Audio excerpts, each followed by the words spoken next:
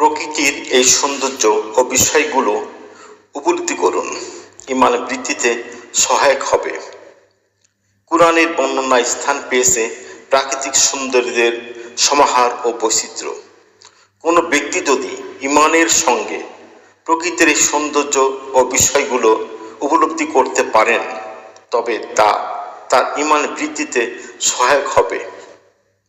আল্লাহ পবিত্র কুরআনে ইরশাদ করেছেন, এটা আল্লাহরই সৃষ্টি ও নৈপুণ্য, যিনি সব কিছুকেই বলেছেন সুষম।